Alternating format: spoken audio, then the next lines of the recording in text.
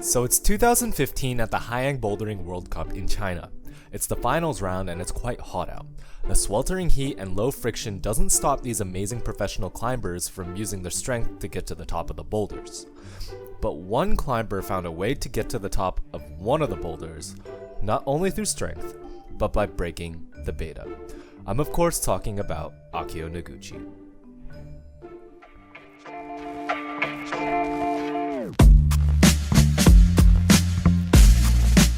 But before we see the beta break, we first need to take a look at the IFSC rulebook, specifically page 4, section 2b, where one of the definitions of artificial aid is stated as any part of the climbing surface demarcated as out of bounds.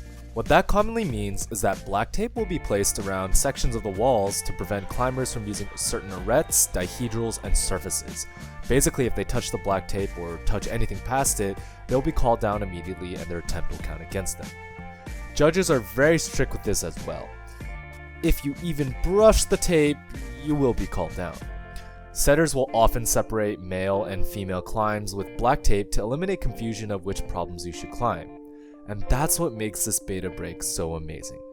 Akiyo read the rulebook. Female problem number 2 started off with a powerful two-handed dyno leading into a series of very small crimps. The dyno itself was extremely powerful and difficult. But not only that, the top portion of the climb required climbers to have their left hand on the penultimate hold.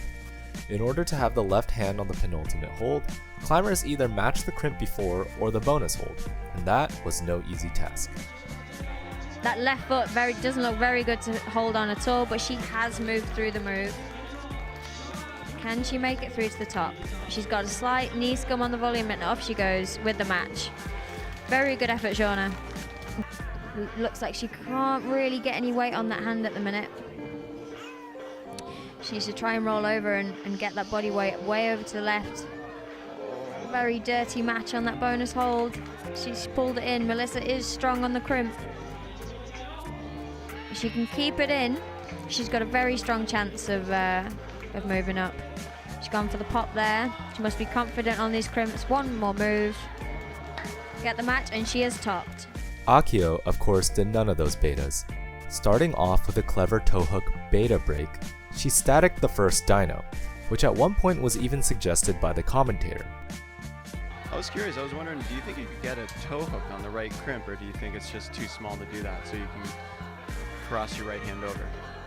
I actually think the right crimp is a lot higher than the left hand, and I think if you try and pull up and put a heel or a toe on, that your bum will be sticking really far out. Once she stuck the first move, the beta began to break even more.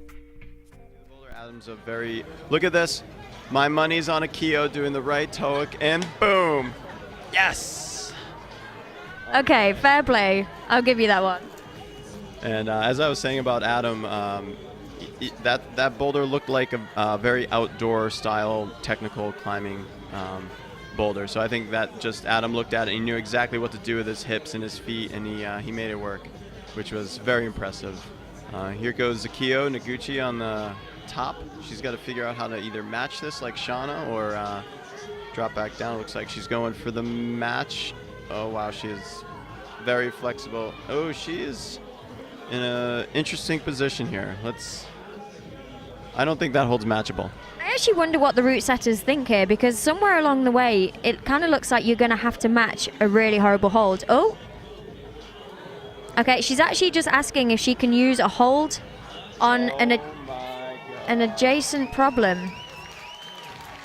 So we have a top from Akiyo Noguchi. Very well done. She has been allowed to use a volume which is on a different problem, and that is because there is no black tape.